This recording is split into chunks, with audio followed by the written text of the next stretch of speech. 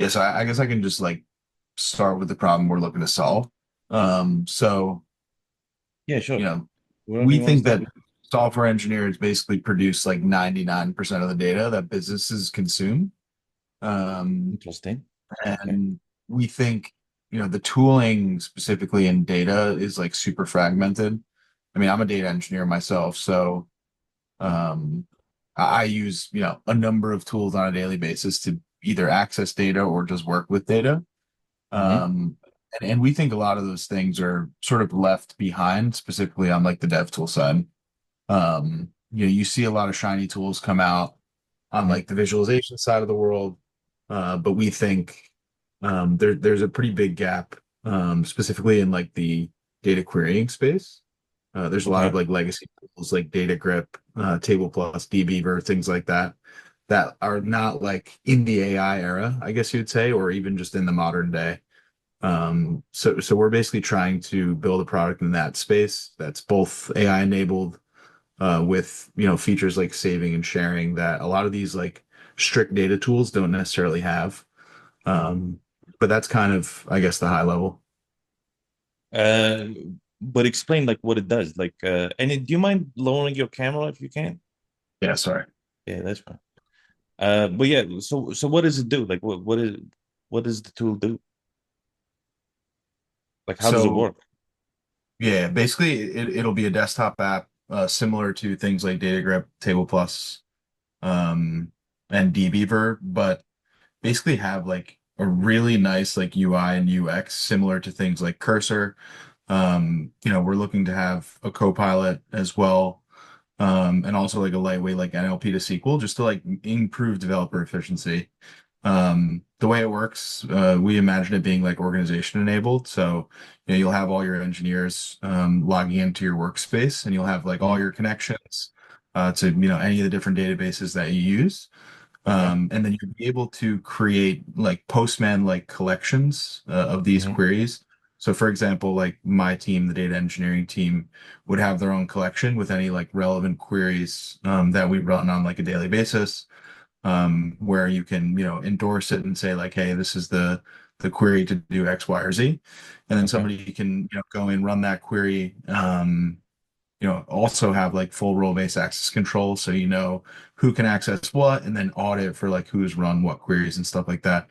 Basically, like creating this collaborative environment to interact with data.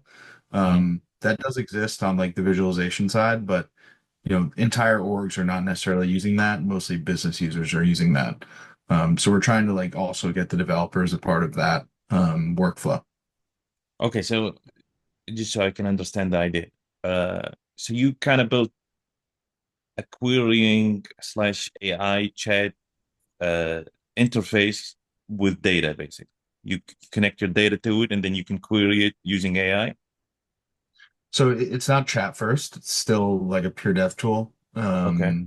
But there definitely will be NLP to SQL like to generate queries, but we actually think that that approach has sort of failed to a certain extent, and developers are not sort of they don't go to that specifically to like write a SQL query, right? We think what would be more powerful is like a Copilot like experience, like Cursor, for example. Hmm. Um, but yeah, Okay, so the it's like important a okay, I get it. So it's like a cursor, but for data interfacing, right? Exactly. Right. All right. Which is all like org enabled. So, you have your workspace with your entire company. So, the knowledge doesn't have to go through Slack, doesn't have to go through Notion. It's just one source of truth for that kind of stuff. And then have you built any of this out the way you're talking about? It sounds like you haven't built it up. So we are basically in process of building it. Okay, and can I understand why you're thinking of going org wide before making it single player first? Well, So I mean, we're obviously going to start with the single player, but like we think that the way the current set of tools are built today, and Luke, nice to meet you. We'd love to get your thoughts here as well if you have mhm. thoughts to share here. Is that like it's really valuable for teams to have this like modern developer experience very much like a cursor for database querying. And then B, instead of teams sharing things in Slack, in Notion, we've heard teams sharing things in Google Sheets, or just like pasting them into Biz Tools and that being the source of truth, having a way to interact within the query editor with other people on their teams that they're trying to query databases with. Okay, sounds great. And what's the question you want to ask the community? Because like I think I get it. It's like cursor for querying data, and it's like empowering the dev to query it in, you know, kind of AI Copilot enhanced. And then there's all the collaboration features where it's like the single source of truth. You can share queries. Exactly. You can collaborate on queries and stuff, and like have access control and all of that. Like that sounds extremely complicated as a second step, but I see the roadmap. I see the vision. What is the question you'd like to ask me and Luke for now, and maybe anybody in the chat who wants to? Yeah. Definitely the question for us is like go to market. Distribution for dev tools is like really, really difficult. Where I am today and like where we're all employed today, it's like we're doing top-down sales of you find the right person at the right company and you sell to them. With dev tools, whether it's Cursor or any of these tools that you're familiar with using, it's you download an app, you don't have any, you try to have like limited number of paywalls, and you basically get people to buy and procure these products in a go-to-market, in a PLG-esque focus and mission. And so for us, it's real, we need to be very thoughtful about how we figure out distribution. Some of that's going to be on Twitter, some of that's going to be on Reddit. But for us, we're trying to figure out like how to really distribute this thing and get people excited, A, for a tool, and B, how do we get them to pay for it? So for us, distribution is the biggest question that we have. We need to figure out, and would love your guys' thoughts on that. Sounds good. Just before we get into that, I just want to clarify one point. So you're saying instead of top down, you'd like it to be bottom up because it's most common with developers? I mean, like, imagine if you know, you should imagine if someone like tried to sell your entire organization like VS Code or Windsurf or Cursor. Like, that's just not the way that developers work, in our No. opinion. We No, think that you're right. I just wanted to clarify it. And then another thing I want to say is that is there like a free version of this, or like a free Yeah. trial, or how does this work? Yeah, so the way that you can like interact with DataGrip, if you have like a college license or a bunch of the other tools, if you just like download them, and we're gonna basically make like interacting with the query editor experience completely free. So like the ability to write queries, the ability to have like autocomplete, plug in your database connections, all of that, where we will ask developers to pay, and is probably like with a certain amount of AI usage, the way that Cursor does. If you want to share queries with other people inside your organization, if you want to leave comments that other people can see. And so I think that the wedge into the space is that is that like initial query editor experience of just people want something more modern, fun, snappy, quick, and then we get people to actually purchase and procure with everything else that comes on top of that. Okay, and can you bring your own keys, like Cursor, or not? Like, can you use the AI with my own keys for free still? And then multiplayer is kind of the paid version of this, or? That's actually an interesting question. Leon, what do you think? Yeah, we did talk about this. We want to like support many of these different providers. Providing your own keys is definitely something we should think about. We don't have like a firm answer on that currently. Okay, that makes sense. All right, guys. Luke, Javier, thank you and welcome to the call. Do you have any ideas for Garrett and Leon?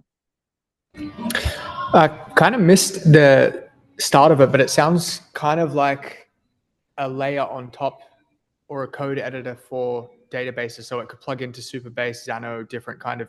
Is that correct? And then you basically create the AI UX that allows you to interface with data and just write natural language, and then it will query, like write Postgres or SQL queries. Is that? Well, like, do you use Cursor today? Yeah, I love it. So like we want to serve people like you who are using a developer first tool, which is Cursor. Like if you log into ChatGPT and start like writing stuff on ChatGPT, it like has no context into your database. Ultimately, like you are the smartest person to work on the code that you're writing. And so we don't want to serve like business people to start. We want to actually like empower you in your existing workflow, which is in your desktop app where you're writing SQL, NoSQL every day. And so that's like where we actually view the power. It's less like natural language, but like you'll have that experience of Command K or Option K, whatever like your Yeah, shortcut Command is. K, Command L. Yeah. That Command Yeah, K yeah. with that autocomplete experience. And we want to mimic that like beautiful, almost dopamine inducing feeling that you get when you're getting those really snappy autocompletes and code generation. We Yeah. don't think that this to start will be a tool that like someone that is not a coder is going to like show up and like ask them to write queries, but it will become that hopefully down the line. Okay. And then I guess the only question I have is how is it different from Cursor? Because at the moment, kind of my stack is SvelteKit, Supabase. That's not. Yeah, and- look, this is not the format of the show. Like, Okay. you know, it's not grilling Garrett and Leon. It's okay. All questions are good questions. No, I genuinely want to I know. understand that. I'm just saying, that's like, the biggest to pain set the point. tone. Like, I Yeah. get it, but it's just to make people more comfortable sharing. It's what you want help with, right? And right now you're saying, how do I get distribution? You know, is kind of where Sure. you know. Yeah, But Luke, if you want to answer that question, you feel free to answer that Yeah. question. You know. Sorry. Yeah, no, I mean, no, it's all. I mean, to the extent Luke and Javier, we don't want to like dominate the time here, so No, you can dominate. It's an we open can call. Like easily switch. Actually, everybody I has didn't a wanna- chance. Yeah. I didn't want to And interrupt. we're happy to follow up offline too. Yeah. We're happy to answer that question as to where it fits in. I think like very initial, and we'll let you finish your thought is like we don't think that like Cursor is the tool for database querying. It's like or like understanding your data. It's more to like build on top of that. Okay. Leon might have like more thoughts there, but we view this as like everyone's using like an IDE and a query editor in there and maybe like a terminal. And if they have like their 3 tools during the day as a dev, and this is going to be like that query editor platform for you. Yeah. Okay, makes sense. Because that is the biggest pain point for me is writing queries to try and, like reset stuff in there. And I was just kind of wondering how it fits in the context. Because And do you use Cursor- Datagrip, Luke?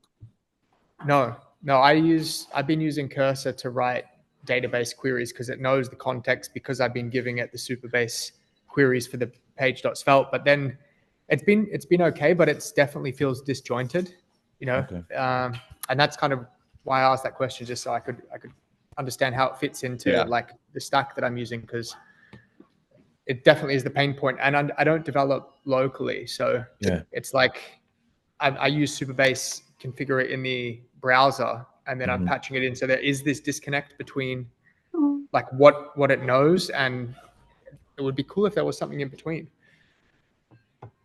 And that's what's it called? Galaxy? Yeah. And that's what it aims to be, is that bridge between We're Cursor gonna be and- Datagrip, but we're gonna eat Datagrip's lunch and be Cursor for database querying. Okay. And does it link?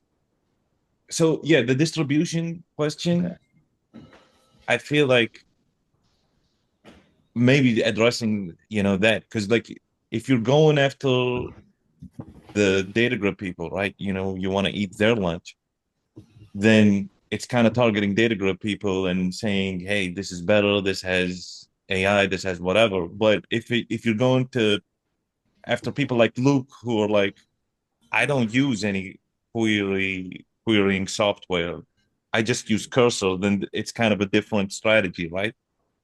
It's almost 2 different markets that you're targeting.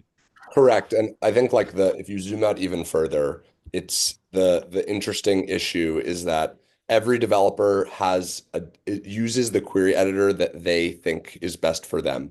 There's typically not an org-wide deployment of a query editor. I mean, there are of course like some, but really like the way that DevTools works as a market in general is like every dev doesn't want to be like hard sold something. They want to be able to quickly download an app or spin something up in a cloud UI and have the ability to try it instantaneously, and then they can make the decision as to whether or not it's driving value for them and if they want to pay for it. And developers are historically like somewhat cheap. They know that they have like a variety of tools available to them. Lots of developers are smart enough to go and build something that'll hack their way to the solution. And so for us, we really need to balance, okay, how do we get developers to organically find out about this tool, and build trust in it enough to go and download it. And then once I download it, how do we teach them that there is enough value that they are getting out of the application that I'm actually willing to pay for it. And for Luke and for Javier and for you and for other people, it's going to be, okay, well, we have these tools that have been around for a decade and a half, like dbeaver, Table Plus, SQL Ace, MySQL Workbench, the list goes on and on. What amount of value is worth it to me to actually pay for a premium tool? And so that's like the interesting thing for us is like we need to get people to go through that entire buyer funnel. And that's just one individual. If you're in sales automation software or real estate software or GovTech, you just find the person who's the VP or director and say, hey, make all of your analysts use it. And that's what they do. But for devs, it's a little bit different. And so that's like what we're really trying to figure out is we need to figure out a way to organically spread the word about Galaxy. And if there was a way to land in everybody's inboxes, if there was an email and they actually value that information, then that's really valuable for us. Yeah. No, I think it's a tough one. I think making it data grip, but like easier, you can kind of be like, hey, if you're afraid of querying, right, you don't have to have Cursor. We're like Cursor Plus for data querying, right? And making it easy, making it free. And then I think the play here, business model wise, is making money off of the multiplayer corporation product, not the individual solopreneur. Because like you said, they're scrappy. What are you saying, Javier? Yeah, like have you tried going to like physical places, for example, networking, hackathon, stuff like this? So that's all stuff that we're going to tap on. The thing is we need like scalable solutions, right? Like right now we have a team of like 4 or 5 people and we're building this. We're probably like a month and a half out from like an alpha. And we need everyone to be like on the ground building or trying to figure out things that are like really scalable. We can get this in front of like 20 people, no problem, by going to a hackathon or asking someone to post a flyer at a college campus, stuff like that. But like, does that grow you into the next Vercel or the next Railway or the next like Cursor? I don't know. You need to build something a little bit more scalable. So we will try that. Exactly as you said, I think the developer community is a little bit different. I mean, that's just my opinion. I don't really know the all good feedback. But I think that in the developer community, one of the things that help the most, it's confidence, for example, or trust. When people try something and you hear real like feedback of people who are actually using, even if they are little people, it always gives a lot of confidence to try it. I tell you because I'm also a developer, and I was building a few months ago like a tool that it's like a copilot as well. And I had the same question because I wanted to go all into a big crowd, let's say to the massive crowd, but I couldn't find like an absolute way or a very workful way to do it in a mass. So I think that the most easy ways to start with the little crowds. Once you find a little bit of confidence, maybe it could help spread the word. Absolutely. Sorry if my English is not pretty well, guys. It's good. Great. It's great. It's great. And that's definitely the plan. We appreciate that. That's really good feedback. Yeah, I think the challenge is sorry, go Luke. I was going to say, Cursor did a great job at the onboarding. Like I think it was 100 or 200 free credits, and it was halfway through building the first Flutter app. And then you hit the paywall and you just like, take my money as fast as you can so you can get back to building. Like that was probably the best onboarding from free to paid that I've ever done. It was just so smooth and already halfway through the project, and it's a no-brainer at that point because you've already felt the power. One thing that would be really cool that with this querying is to create kind of like, and I don't know, again, this is whether this is the conversation, but the having the data in the back end in Supabase, but then not having any way to kind of present that data, like essentially like an admin dashboard that can be created from queries. I feel that at the moment there's no way that I could just like extract that data and display it, and that would be a really, really cool kind of That's a thing. great idea, to have like views basically where you can share views from the data you pulled, because you kind of, this is the problem with your situation is that data analysis is down the line, right? It's not like like builders usually are building. That's why Cursor kind of is an easier sell, because you need it now to build whatever you want to build. And then data analysis is kind of, you have a successful product, right? And now you want to extract insights from that data, you know? And and then serving that customer, having that customer in mind, that target, and building out all these kinds of hacks to get them into the usage, which is, it might be a view, you know, where it's like, hey, this is the admin view, and all you got to do is download, you know, Galaxy, plug in your whatever, and it shows you all these views. And then guess what? You can customize these views, you know, by just doing ABC on Galaxy, right? Yep. So I mean, that's the play, right? I mean, like everyone's using they're writing queries, and then they're pasting those queries into data visualization tools, and things like Metabase, Redash, Looker, Tableau, Mode, Hex, and dozens of others.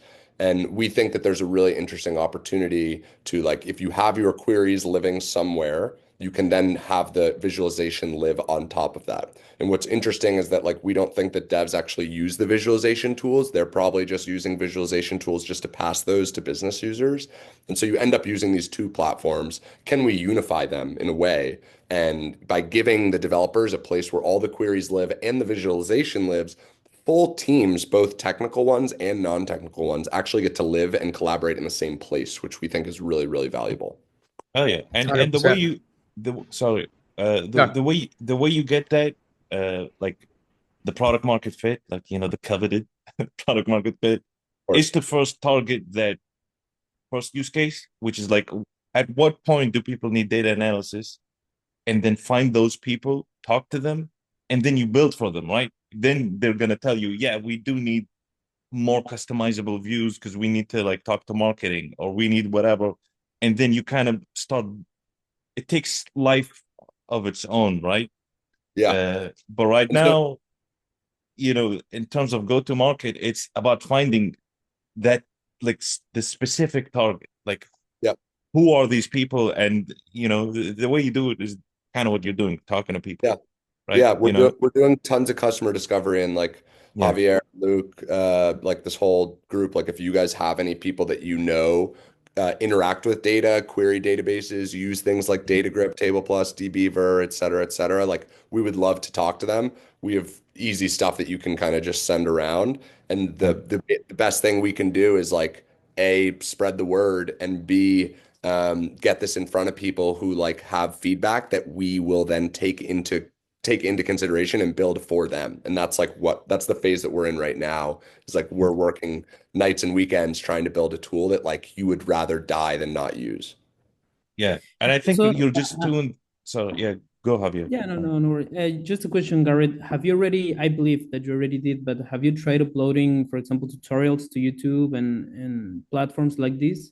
We're gonna do all of that. We're still probably like, we're building the alpha right now. So we've built the designs out, like Leon and a bunch of other people that we're working with have been like cranking on actually like building the front end, back end, et cetera.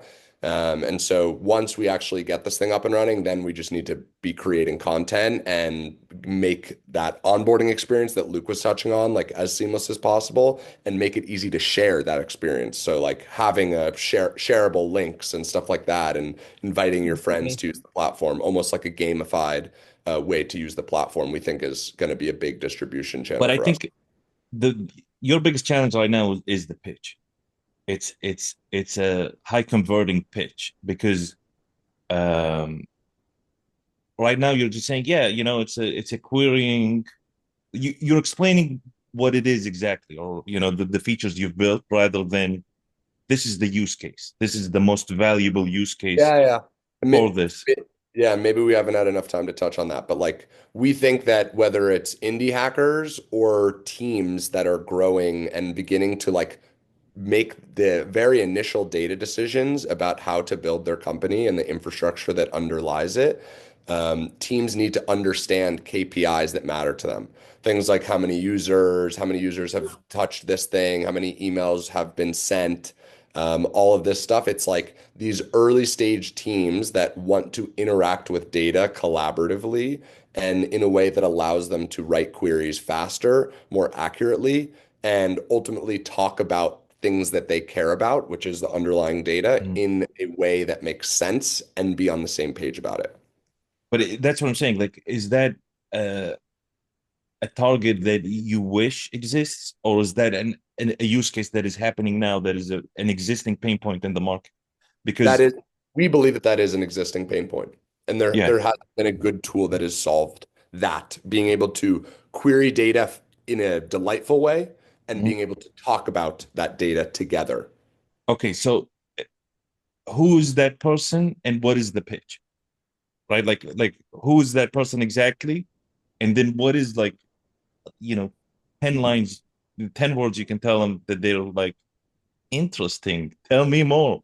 Because Yeah. just an easier like querying with AI, look, solve that with cursor. You know what I mean? Like this To an extent, there's limitations of that he touched on, but to answer your question directly, it is technical founders at small startups to start, and the pitch is a collaborative cursor for database querying. and why is that valuable is the kind of what you have to answer, right? Because it's like make Yeah, sense of your data is kind of where I'm trying to push you, where it's like yeah, the yeah, admin dashboard thing that looks at like that is because people that build like right, they build all the cool stuff first and then they don't think that it's gonna take off. But once it takes off, you're like, oh damn, I have all this data I'm collecting. How do Hmm. I extract the value out of the data? And that's kind of where I think the perfect setup for you to Yeah. come in and say yeah, something there that convinces them to use you other than yeah. you know Luke, I'd be curious here if you think we haven't like hit on it, but the issue, like if it's collaborative and it's faster, then that is a value prop for the problem, which is that people are they're writing queries in old tools and they're sending those queries to other people in places like Slack. They're storing them in Hmm. Notion. That means that the queries that are being written are not being stored in one centralized place, and no one can Yeah. communicate about data in the same way, which Okay. is really dangerous. And so, in order to solve that, we need to create a collaborative platform with a multiplayer experience, something like Figma, like Notion, that becomes it's a query editor with a wiki, like a Notion experience Yeah. where one can collaborate on data in the same place. And then once you have that data in the same place, like you do in Notion, you can then actually publish that data and create visualizations, create Yeah. dashboards and I reports. think I think that's the big thing is the visualizations because in Superbase, for example, I'm working actually the first kind of co-coding experience across multiple computers, and I put basically my private queries just in the shared queries so they're accessible to everyone in the workspace. So that, but then the question is, well, how do you write the queries? And there's not like a great natural language to query writer, especially when the database is quite complicated. It's like Cursor doesn't have context of Superbase because I'm developing Superbase kind of in browser and with queries rather than in Cursor itself. But the big thing is, I think for me would be the views. Like MemberStack, for example, is fantastic for displaying when people are like logging in, logging out, and what kind of not like a detailed activity log, but if we are storing a detailed activity log inside, we don't have a way of presenting that nicely. You know, it's just we just get a JSON object or something along the lines of that, and and we to can add run the to what Luke is saying is that like you're saying we built this tool that we want to go to market bottom up, right? We want it valuable to the developer, and then because it's widely used by the developers, it's gonna get some sort of like, okay by the boss, right? And Correct. without the tools for the developer to thrive alone, because you're saying, hey, the multiplayer is kind of where the value is, and then that kind of breaks down then with your go-to-market strategy, right? You Yeah. need to empower the individual developer with what they need to kind of be your salesperson in the force, right? And views Absolutely. might be one of those ways, Yeah. No, and of that's doing. that's what we plan to do. That is not on the roadmap. That Yeah. is But absolutely yeah, on the prioritization is kind of what you need to decide on, right? Like not totally. everything you're gonna do, like the content and all of that. Like it's what do I do first? What is the most valuable action that I can take that can, give us all the feedback we need to build the best product that sells the fastest, right? Yeah. So I don't know. I hope we we answered Super your helpful question. and great to meet all of you three. Put the face to the name. I believe I have to jump at 1:30, but like would love to kind of stay in touch with you three gents and put this in front of you. And if you guys know anyone as well that you might find this interesting too, I can send you some stuff that you can just pass around. No But problem, bro. we really appreciate the feedback. Yes. It's like incredible to get to talk to other people that can understand and empathize with what we're trying to do. And Yeah. Yeah, it's can't been wait to see it, out there in the wild. Yeah, absolutely. likewise. And just one leaving comment. I think whether it's web developers or more like data analysts that could benefit, like the people doing PhDs and that kind of stuff with that's very heavy data rather than Yeah. web-based analytics where there's so many ideas that get tested and fail that might not get to the point where they need the tool. I think really data heavy Absolutely. stuff would be awesome for Absolutely. There's like a whole angle with like data consultants. We've even been talking to like hedge funds, stuff like that, where people who yeah, are touching tons and tons and tons of databases this would be valuable for. yeah, Yeah. 100%. Epic. Lovely to meet you. Well, Yeah. I'll follow up with Zaid, I guess, on your guys's. I got Javier's. Oh, I got both yours. But yeah, we'll ping you. Would love to stay in touch. We'll toss Yeah, you bro. guys. Yeah, for All, sure. Good luck. all the best. Thanks so much, guys. It's been awesome. Yeah, it's been awesome, bro. Good Uh, luck. Awesome. Luke, my man, I'm sorry, like to pull it. I think maybe moving forward, the next calls will allow a slight grilling session Uh-huh. to kind of get the full details. But No, I it's wasn't trying to. yeah. Sometimes people get freaked out, they're like, well, Yeah. so I just wanted, yeah. But I guess you need to ask some questions to kind of be helpful, right? Yeah, I just But kind of yeah, wanted to understand context of fitting in the workflow, and yeah, rather than it wasn't a grill at all. It was just more yeah. like I just got into Cursor, and I'm like, Uh-huh. how would this fit in with that workflow? Because I think I Yeah. needed a bit of that information. Yeah, but I But appreciate it. yeah, Yeah, Yeah, Javier, my guys, man, what's going on? all good, bro. Actually, I just wanted to ask, like, what's the thematic or the dynamic of the call? Because honestly, I just joined the group today in X, well, previously Twitter, and so Yeah. I wanted to know exactly what's like the idea because I Well, recently the idea is started just building in public. share your project, and then you ask a Okay, question to kind okay. of help you on next steps. That's it. Okay, perfect. And You well, want to share? I would also, yeah, but I would also like to know a little bit about you guys. Like, are you also building in public or like I'm what's building your? in private right now, but when I launch, I'm launching soon, like in the next 2 weeks. As soon Oh, as I launch, perfect. like I'm gonna start sharing more about how I'm building, what I'm building, next features, and all of that. But Yeah. yeah, I think once you launch is the time to build in public. But before you launch, you should just build, Yeah, and no, focus and on actually, that. agreed. this is a very interesting world, because I recently started, as I told you, like joining building public groups and all this stuff. Because I'm a developer, I've been developer for about 8, 9 years, like full stack, and I have tried almost everything that it's possible out there. But I always honestly stay stuck in the same place. Like once you build something, you already have a product, you already have a platform or whatever. As you always focus that so much on technology, on creating, crafting the product, now what? Mhm. So it already happened to me like 3 or 4 times that I say I have a killing product, I have a like a very good thing, a good solution, but now I don't know who to talk about it, where to put it, like how to spread the word about it. And I realized that I really needed like to develop my marketing skills, Mhm. like my communication skills, because I think, of course, having a product it's important, but I think talking about it, like spreading it, it's even or like the same or even more important. Yeah. Because as I was telling Garrett, I built 1 year and a half, more or less, Copilot before Cursor, Lovable, before all of that started like to come out.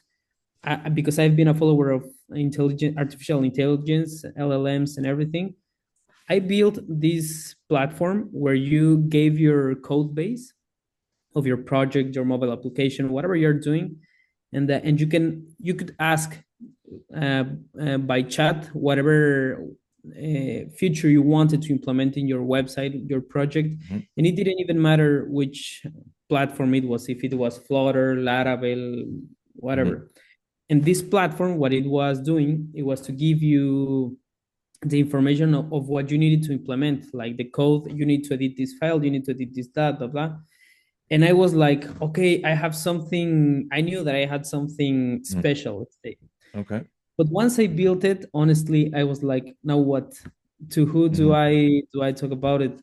And time passed. Of course, big sharks in the ocean started coming out, and my Mhm. product somehow became, how do you say, yeah, irrelevant, Mhm. and I didn't have much more to do about it, so I moved on to the next project. But that's why my frustration started, because I said, even if I have the next iPhone or the next Facebook or Mhm. the next whatever, if I don't know where to put it or how to get an audience, it's almost useless.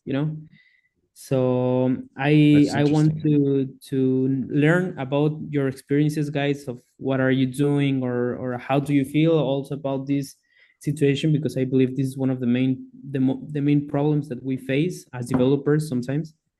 Yeah. Yeah. So right now I'm building more products. For example, right now I'm into a AI logo generator, Mhm. kind of simple but very specific market. Yeah. And I already have the platform and everything, so I'm just trying to find where to sell it, let's say, just to make money. This one, it's not, Yeah. Yeah. I like but it. yeah. I haven't launched any products. I've launched a course, you know, Okay. and I did a big launch event where like I would the logo course teaches you how to make great logos and gives you all like 21 factors to rate them on, right? So what I Okay. did was create this post where you post your logo and I would roast it, kind of like what I do every Friday with landing pages, right? Okay. And that creates engagement, it creates virality and whatever. But Okay. it didn't like it created like 10 sales. Like, imagine 100 people or whatever, 50 people posted, 50 videos, whatever. It didn't create that much sales. Uh, but then I realized that is the nature of sales in the beginning. Yeah. The nature of sales in the beginning is you have to push every day.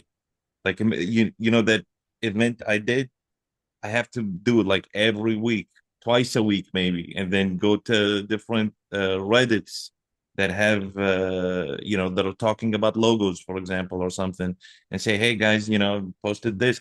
So it's a lot of activity, Yeah, totally. is the nature. And I like same thing with my social media. I built it to whatever now. It's almost gonna be 2,000 followers. I Yeah, I started saw last it. year, Congratulations. it's last year I started with zero. And you understand, okay, Twitter is a writing platform, so my writing has to be really good. and it has to be different, and I have to post every day, multiple times a day. So it's a grind. All of sales in the beginning sounds like you're not doing much, but you got to do it every day, and you got to push every day and whatever. Luke can talk to it better because like he has, fantastic product with Rapid 301. And It's a yeah, yeah. I was going to say I've done the year and a half on a social network that I built it and I had it in the hand and I was like so relieved. Then I was like, oh well, like now what do I do? I had that exact moment. And so that was with a B2C idea, and then I was like, okay, well, let's try a B2B idea for a problem that I had specifically, which was generating 301 redirects. But what I realized is that it's exactly what Zaid said. It's every day, consistently speaking with people, trying to build affiliate partnerships with people that already have the audience has been a big one for me. Going to the people that are educating, because I come from like Webflow background, and then I went full stack from front end with Webflow. I know no coders and low coders, for example, they might not know the technical aspects. They build really awesome websites, but then if they don't do the 301 redirects, they destroy the domain, but they don't know who I am. So they're already following a bunch of other people. So the idea has been to partner with affiliates that already have the audience, and that's helped a little bit. And then, yeah, I think for the next one, it has to be sexy with inbuilt virality, that people can easily grasp the concept for what it is. It's valuable, and it's very easy to onboard. It's not hyper niche as Rapid 301.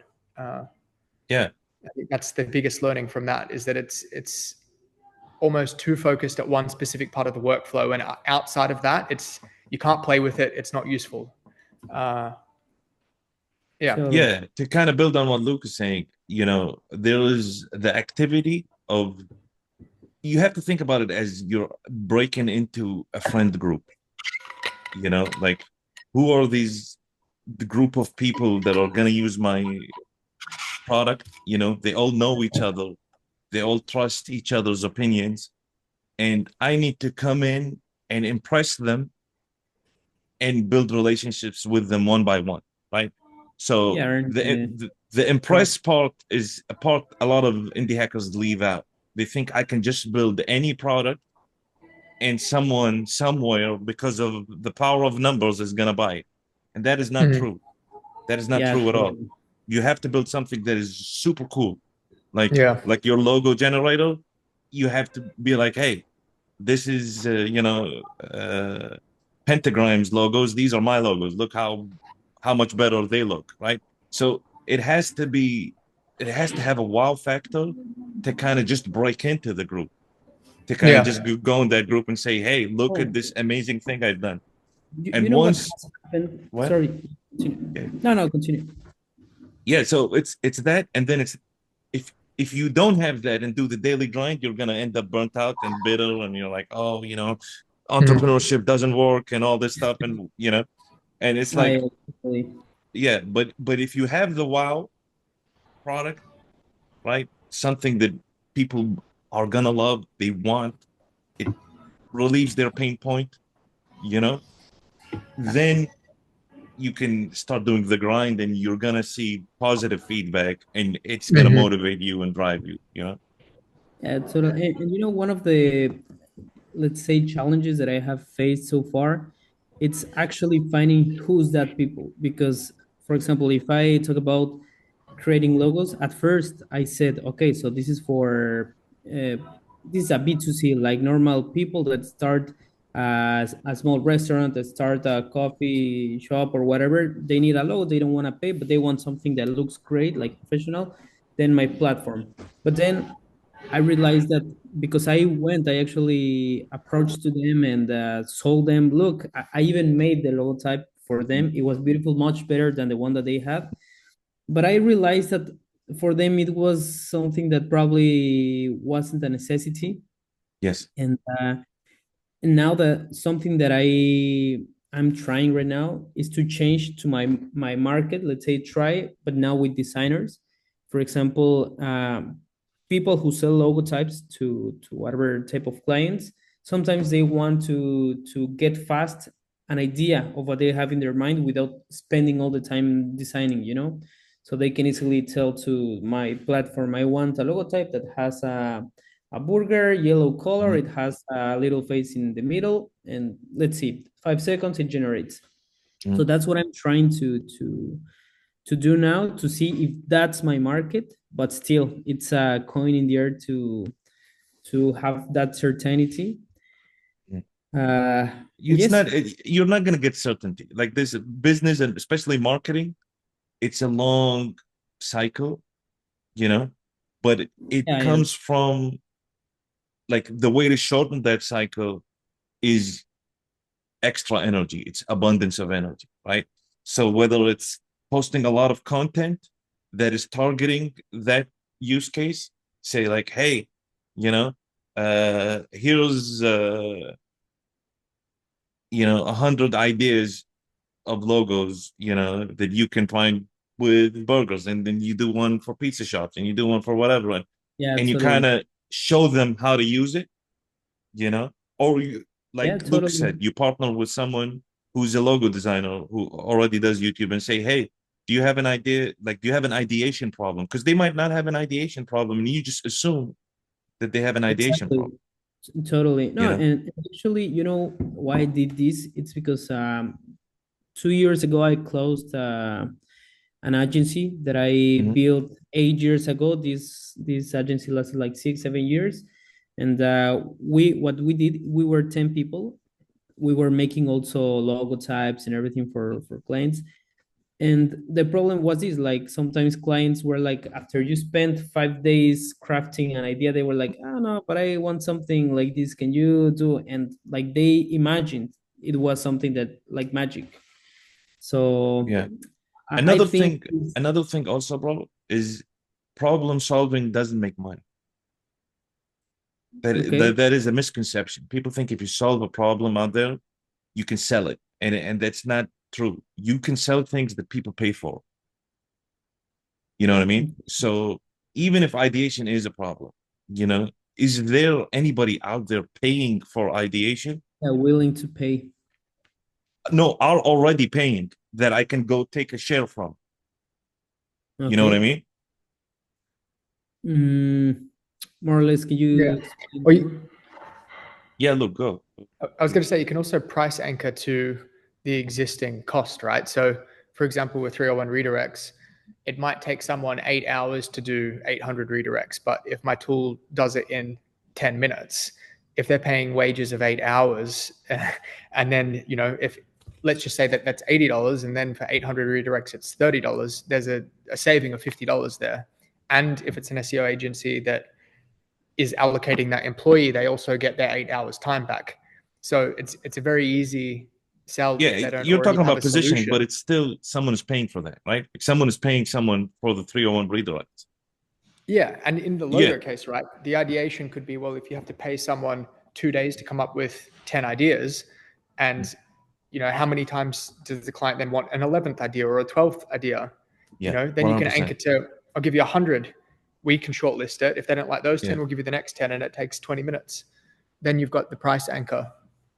100%, exactly. And it's in the presentation. It's like finding how people are paying for it, and then showing how your solution is either gonna give them 10x the return, or is 10x cheaper, or, you know, but it has to be anchored to payment.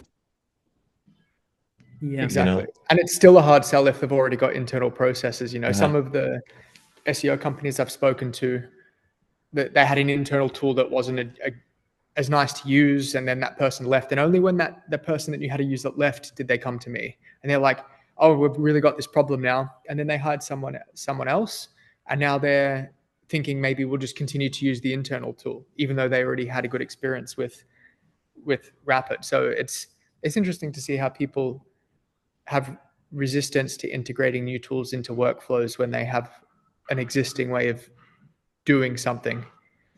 I hope that answered your question. No, totally. It helps like to make a bigger picture of it. And something that a guy told me recently that helped me very much. I know that it's something kind of obvious, but it worked for my brain.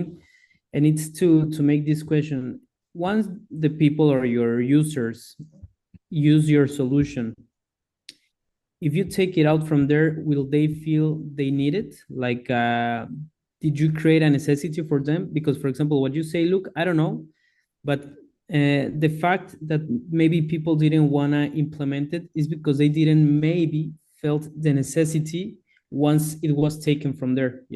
Could be, I don't know. Because I compared to ChatGPT. I remember it once was out. If they take ChatGPT from me, now I feel that I really like they took oxygen out of me. Mhm. So I think that's an interesting principle of Yeah, like for products sure. for sure. If you can create retention to that level where like you change people's habits and they're kind of like, this is the Yeah. new habit and we love it. But But that's you more product development and product retention. and you also have, like, if you're creating something that automates someone's job out of existence, like they have to do things in their power to keep their job, right? Like if you create a tool totally, that totally. person's spending 8 hours doing, and now it's bam, it's done in 10 minutes. They're going to make, like, I used to get told, make it take longer so you look like you're doing something when I Totally, was an employee. That's fine. Rather than like, and I think people often have that mindset where they're like, oh crap, like I might not be as needed, rather than if I get this done quicker, I can provide more value. That's not the default, I think, mindset for a lot of people that would be using these tools that make their thing quicker. If you say that this can generate 100 logos in 5 minutes, the designer's like, wow, okay, this, maybe we just don't tell the boss, maybe I'll just make really nice 10 logos and continue to do that, because if he knows that it takes 10 minutes, why, maybe he doesn't need me anymore. totally. And I don't know And if you you're guys are right. feeling that resistance. I don't know Well, about that one. Like I think definitely if you're selling to a team that already has that guy, like if they have an ideation guy, but it's literally the sky's the limit. It's just you have to understand the positioning, you have to understand what they're paying for, and then you got to introduce it in a way that they can in their mind be like, oh, I'm just gonna replace this with that, easy. And also I think, as you said, look, to talk to the right person, because if you talk to the guy who's making the job, they will definitely Yeah. say, no, it doesn't work. Exactly. Like, yeah. Yeah, that's in And sales. Exactly. That's that- prospecting and like qualifying. And that's from a real experience as well. Like with one internal person that was technical, didn't want to give feedback, didn't share anything from his. I basically like, this is how my thing works, and he had so much resistance to implementing. I felt just from the vibe that there was, like, he saw me as a threat, and this was an in-person meeting. Yeah. And and that what? We are also in a very interesting moment. I think the world, we already have passed this in some years ago, some decades ago, but this one, it's a groundbreaking situation, because every job will be replaced eventually, at my perspective. So all the solutions that are coming so fast that people can't even accept or can't even realize that it's happening now. So they are afraid, they don't know how to perceive this situation. Yeah. So I think it's gonna be a lot of work of evangelization of this of AI in the world. So yeah, We'll see. think so. But yeah, look, what are you gonna say? I was going to say one last thing that I found really helpful with Yeah. the selling was Alex Hormozi's diagnostic sales process, where he basically speaks about, like, he doesn't sell. He's just like, where are you at? What are you doing? What are your current flows? What happens if you keep going on like this for 5 years? Like, and basically just getting that person to validate where they're at and say, well, what happens if I presented you with this? So it's like, where are you at now? Where do you want to be? And then you present yourself as the path to get there, or as the solution to get there. And it's like, I'm spending too much time designing logos or ideations that then the client rejects after 2 days of work. Well, where do you want to be? Well, I want to generate logos faster and get through that ideation process with the least amount of time spent designing logos. Well, how do you get there? Well, for XYZ, here's the solution. Yeah, that's a good Um, sales technique for sure. Yeah. What about you, Luke? What are you building? What's going on with you? Well, we did a bit of a hackathon on a farm, Yeah. and we ended up building essentially a debating platform Interesting. where someone positions a statement such as, building in public is better than building in private, and then Okay. you have a column that's agree and a column that's disagree, Okay. and they're positioned side by side. Uh-huh. And the reason we did this is because we're seeing that like social media companies at the moment, like each platform is its own kind of echo chamber. Mhm. And it's even funny within X, right? Like I follow people that are bullish in the markets and bearish in the markets. And whenever they post a poll, the poll is always biased towards whatever that person's posting. Mhm. So this echo chamber, and with polls, there's not really any reasons as to why. Like it's just a yes or no. Whereas the idea of this is about it being present the best argument for and against, and then we've got to build it in, but use AI to essentially summarize the best for and against arguments and maybe a consensus in the middle.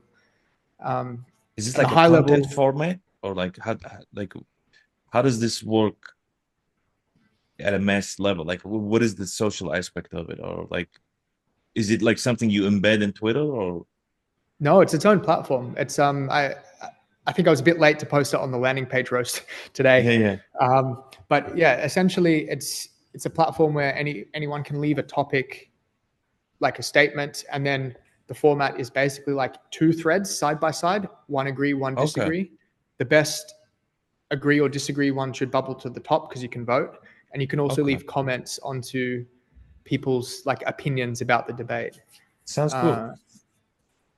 Yeah. So how did you guys launch it like in the market, or Well, we just got it stable today, so there was Okay. the last little bug fixes, but we've been testing it internally, and now moving on to distribution, which I'm really excited about because there's so many.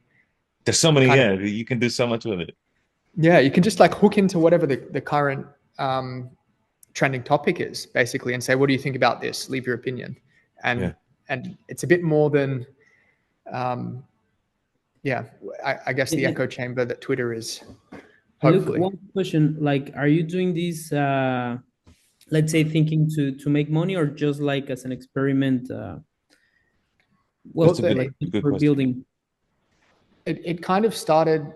So during this hackathon, we decided that we wanted to try and crack the viral loop. So we built a Flutter app that was not targeted at our age group. It was kind of a combination of like hot or not and like this kind of thing.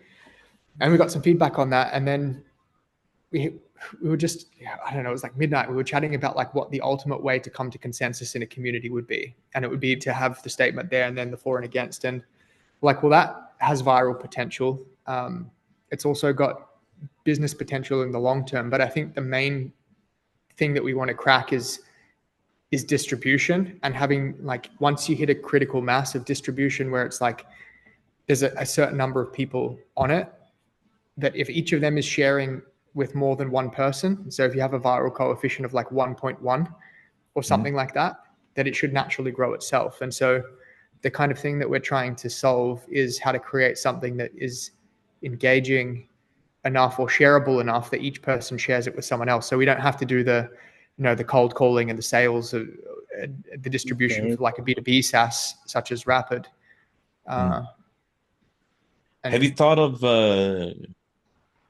like, do you envision this as like a platform kind of like Twitter basically, but for debate? Like it's like a social media app, or do you think of it as, hey, how do I go into communities and have them foster kind of like anonymized debate situation where it's like I can go to a school and say, hey, the 9th grade, let's debate this, and like it's just for the school, because that can work too, right? That's a great question. Yeah. And it's both. It's like the initial one will just be public and free. But if you want to have private communities and private debates, that would probably be a premium feature or an edu feature. You could have like Oxford University has their internal debates. But I think for the start, number one, just launching it without any kind of payment integration is just faster. And I think if it is about like topics that are very relevant at the moment, the more opinions, the better. And then once it has a bit of traction in that way, then we'd think about creating kind of closed group communities that people can, have mini referendums in or But that Facebook kind of thing. did the opposite, right? Like, and conventional marketing wisdom will tell you to do the opposite, because like just hoping it goes so general and viral is not how these things work. They work with targeted communities that you can go and like kind of launch there, and it's like they call like the pinball strategy, the bowling pin strategy, sorry. So that's kind of. But what's your question though? Like, what is it? What do you need help with? Yeah. I just saw you guys online, and I was like, I just want to jump on and chat. But yeah, the question is always around distribution, because it is either going to be build it for the niche, try and find product market fit within the niche, or try and get as many people like from taking a debate on Twitter, which is not a great, I would say, UX for debating. It's very good for like speaking and stuff, but it doesn't rank agree and disagree statements effectively, right? And you need both sides to be heard, because the truth, I think, is always somewhere in the middle. And so it's like if there's a trending topic on Twitter that a lot of people are commenting on, like, what do you think of a distribution strategy about going on there and saying, like the conversation's happening over here in a different way? For me, I would seed the entire thing. I would do two things. If like this was my product and you're like, hey, how do you go to market with this? I would seed all the debates in the beginning. I would literally go to Twitter, find debates, and do the collection. If I can automate it with AI, scrape stuff and just create these debates, just as almost like a demo of the platform. Hey, this is what the platform does. Look. And there's like 100 debates, 150 debates, and kind of seed it to get people to engage with it. But then while I do that every day, like I'll do like, hey, every day I'm going to do 10 debates. I'm going to seed them all and put them all and pretend like it's people fighting against each other. We did that. Yeah. Yeah. So I'll do that every day as a marketing thing. But then I would also target communities that even companies, hey, you guys, this is an anonymized way to kind of settle big issues and target them there. And that's like the private version of it. And there's like the public that everybody can do. But then there's like this private one where it's the same platform, but it's whatever. And I'd also have like time limits, like the debate will end, like endless debates, and then debates that end at a certain time, like but I think sorry, no go ahead. Like where I see also a lot of value, Luke, of what you're doing, it's and I think where you should also put your effort, it's in the result, like to get an algorithm to actually give a meaningful result of the debate. Was saying, for companies that would be very useful to I have this idea, blah blah blah, and for co-founders it's always a mess to arrive to a middle point. So if you get a tool that tells them, okay, we're gonna get a little bit of you, we're gonna get a little bit of you, and this is the result, that could be helpful, like intermediator that it's not a human, that could work. So you should put a lot of effort on getting a real useful tool for making this result. Consensus, yeah. Agreed. I think it would be cool to have AI summaries of both the for and against points, and then one where they're kind of merged. It's like like the Amazon reviews, like people think this about the product, and you kind of do that for each one.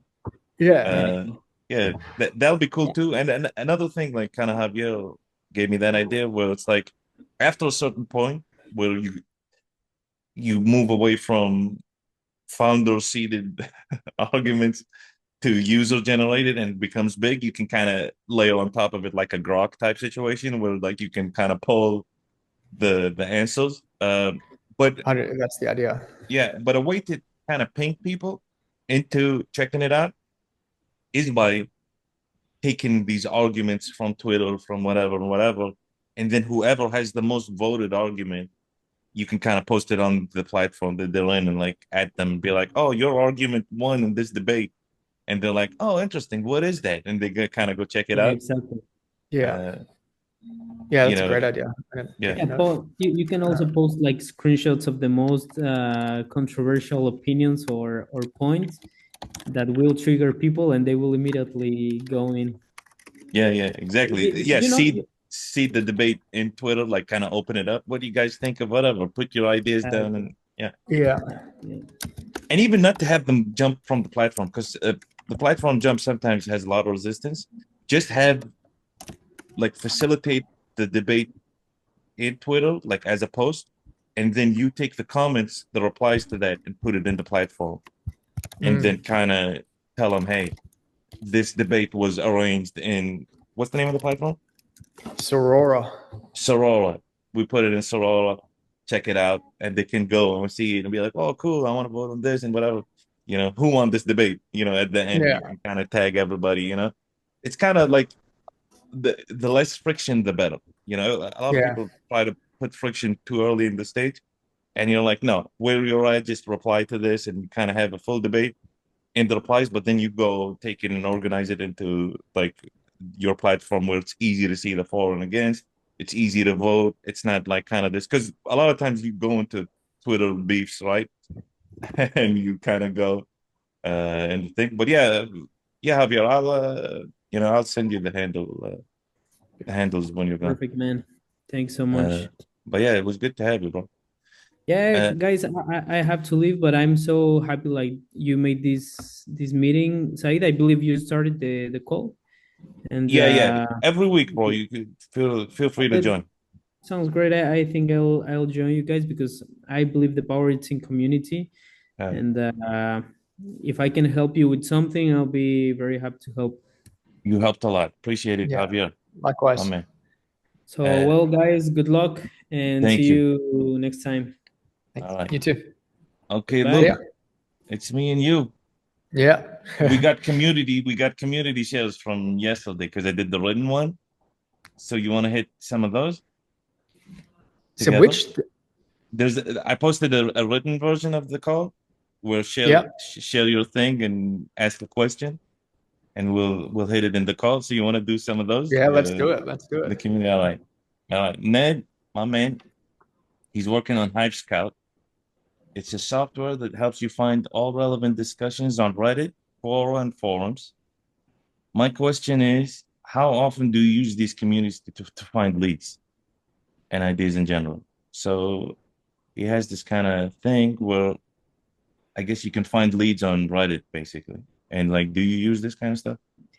Interesting. No, but I should probably do more of that. You should probably. What's stopping you from doing it? I got banned off Reddit after sharing a link in one of my own threads. No. After like 2 days. So then, I just. So it's it kind of like basically just deleted my account. So, and I was like, okay, this is a whole world I should probably get into. And then, yeah. Ned, so we need a ban list or something, some sort of guide before we start using Hive Scout. All right. Jorge, just find the community. Boom. Thank you. All right. Nemo. My man Nemo. Okay, so Nemo launched a blog / personal site to keep track of his like side projects. And he's like, I'm open to any general wisdom for a new blog site. And he wants to know where he should be posting. Hacker news, whatever. Like, is there more ideas? So you got any ideas for Nemo? I've never launched a blog site or a personal site, so I'm not Yeah. sure. I think you're a great start with the roasting. Yeah. Definitely. That, but he submitted today. I did give him feedback. Oh, awesome. Yeah, he did submit. I told him it's a grind. You know, like anything. Like I told Javier, you know, you gotta get every newsletter reader one by one in the beginning, and like all of these things hit a tipping point at some point. but like until you hit that tipping point, it's such a grind. For You know? sure. I did see one person that launched a newsletter recently, Tim, with a 40 home, and he just Okay. posts, really cool properties in Europe. Mhm. And it's just like, it costs this much in San Francisco to buy an apartment. Mhm. You could buy this in Europe. Yeah. And I think with him having that right content, it just blew up. I think within 6 months, he got like 10,000. Yeah. So it was really the right content and the consistency. Yeah, that's Facebook kind of the marketing. hook. It's not like personal thing, but if you can find a real good hook, yeah, Yeah. it accelerates the process. Like for example, like with me, Building Public 3.0. Like if this was another name for the community and the first Building Public didn't suck, like Yeah. wouldn't have grown that fast, right? But it's Yeah. because there was a lot of people frustrated with the Building Public with like, what are you using? Svelte or React, you know? And all these, so I'm like, okay, let me build an alternative with none of that shit allowed. You can't ask Yeah. stupid questions and all of that. So that kind of, made it grow way faster than The if I hook, just yeah. started another community, right? All right, Crank. He's like, see this? They got their project's called Crank AI, which is a CRM for X. And do you find it hard to discover inbound leads on X? If they need to be proactive, or if they hope for a moment of virality. Like, do you prospect on X or try to get any kind of business on X? Not so much, but there's a lot of people trying to get into people's inboxes on X. Yeah. Which is what I've seen. Same with LinkedIn. Like a lot of the people that add, it's just like cold outreach. But Yeah. I have from content had someone message me on LinkedIn because the Okay. DMs on X weren't there, and Yeah. that ended up resulting in something awesome. So Right. So Yeah. I guess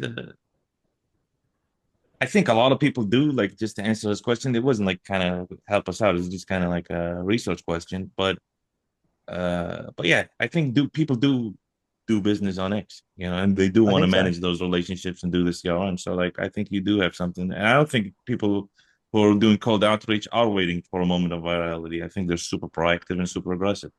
Yeah. Yeah. All right. Said, Said Microlaunch, right? He has Micro this. launch. Yeah, he has this kind of like product hunt alternative. Yeah. Yeah. So he's thinking about an ecom V2, meaning it facilitates sales. So I can finally get to the sales to autopilot dream. Does this concept sound interesting?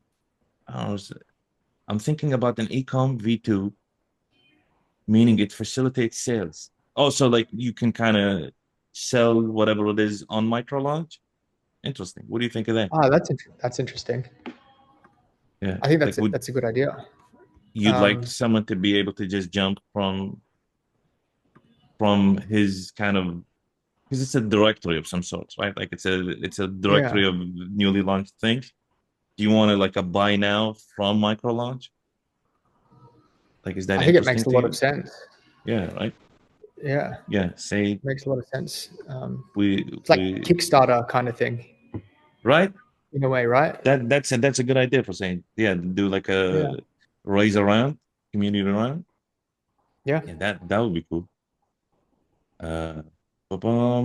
Science Stats. So Science Stats has this like Google Analytics alternative, and he's wondering if he should offer a monthly plan. His annual plan is $20. Wow. Yeah, it sounds extremely cheap. I told him it's extremely cheap, and then I don't know, his reply was extremely weird, but let's ignore his reply for a second. Okay. Yeah. $20. You think a $20 annual thing needs a monthly plan? Does he need a monthly plan when his yearly is 20? I don't think so. I don't think so. I mean, what would it be? What would it come down to? It would be like $2 a month or something. $2 a month, yeah. Less. If you want to run analytics, you can afford $20. Yeah. Agreed. The only thing you're going to say for a cup of coffee a month. Yeah, exactly. That's not a bad, but you can say that anyway. Yeah, exactly. For the price of coffee for a week, you can have it Analytics for a year. For a year. Yeah. Do a detox. Buy analytics. All right. Our boy Abdurrahman has Linkversity. So his idea is basically you can share your links of like educational material and kind of courseify it, you know? That's Do you interesting. do you think there's a market for that, and how can he convert that? Like how can he create, I don't know, a business on that? That's a good question. Are we talking like research papers from universities and stuff, and then it I think because it's they're quite anything. complex, right? Like Yeah. if you've got really complex information that people don't understand that can be quickly summarized into text or video format, He's just it's like doing the links. Like you're like, hey, you want to get into 301 redirects? Here's 10 links for you to do it, and you can kind of just share that. I guess the best way to do it is affiliates, like easy affiliate money. If you can link to paid courses and then have the guy, kind of get the yeah, money affiliate wise, that's the only way I see this working out, because I I don't see think this so. happen. But I do think if a high trust person, like for you, like if someone's like, I need to know about 301 redirects, and you have like 5 courses, I would check out that link, right? And if Yeah, then the conversion happens, you get a little kickback. I think that's cool. that's typically how I find different solutions. Like when I was doing research, I just find the top 10 on one of those Uh-huh. top 10 blogs, go Uh-huh. to all of the sites and see. Yeah, exactly. I This is think, like a user generated one, basically. yeah, Okay. A female friend looked at my Tinder profile and told me very bluntly that my photos are awful. So I go to work and created 2 days ago Photo Boost app. Would you use something like it, or would you pay the price? So what Photo Boost does is, I guess it takes your photos. It's one of those photo generation things, but it's more geared towards dating, giving you Mhm. like basically, I like his original photos. It's him, hanging out at his computer or whatever, but then it transforms it to like a headshot and then 2 pictures of him drinking alcohol. And Yeah, that's that supposedly attracts the yeah, girls better. But it's 50 yeah. bucks. No, it's 40 euros, 35 euros for 40 photos and 15 professional styles, and it's 20 euros for 20 photos. Would you pay that if you were dating? Are you single? No, and Okay. I'm But if you were fortunate to have. single, I'm fortunate to be a photographer that has good okay, photos. So okay, um, okay, okay. I wouldn't personally pay it, but I know a lot of people would, because when I've been on dating apps with girls going through what they're seeing, and they're showing me other guys' profiles, they're like, most guys don't know how to craft profiles, and Yeah. they're like, even if he's really cool, I wouldn't know it from his picture. So Mm-hmm. I think if it was combined with some sort of feedback on the dating profile itself, especially, Mm-hmm. that would be really, really That's powerful. what I told them. I told them like, it has to be like verified by a girl or something. You Yeah, know, yeah, people would yeah. pay for that. Yeah, You because know. if you're making higher quality photos of the thing that showcases the wrong thing, you're still Yeah. not going to get the result right. Like Yeah. you need Exactly. good Exactly. photo with women in it, photo with you doing something cool. Mm-hmm. Um, Yeah. Exactly. Like if you yeah, can fill out a profile and it kind of shifts the results based on your interests or your hobbies or yeah. something. I think a Yeah, lot of people would pay for that. I agree. All right. Samanshu says he's building fast form, struggling with marketing and onboarding. I know the audience will use them, but I don't know how to reach them. All right. What is fast form? Fast form is a Google Forms and Typeform alternative. How's it different? I asked him that question. It's free. Google Forms are free though. But basically, Mm. what it is, it's Google Forms, but with the UI of Typeform, Yeah. and it's free. So So it's nice forms yeah, that can, because Google Forms aren't particularly nice looking, right? Like, no, but they're effective. And Typeform is very nice looking, but insanely expensive. exactly. So I think something in the middle, especially the people that I know, like website clients that use Mm. Typeform, do complicated logic in the back end. Mhm. It's kind of what I think one of the big things why they use it to customize the journey. Got it. So if it's Yeah. got that, then that would be awesome. Definitely Yeah, a bro. cheaper So alternative. Luke gave you the answer.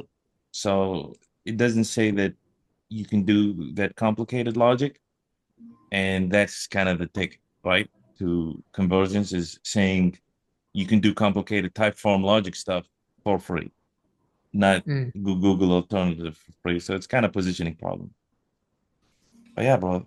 Yeah, we hit them all. Thanks so much, Luke. Awesome.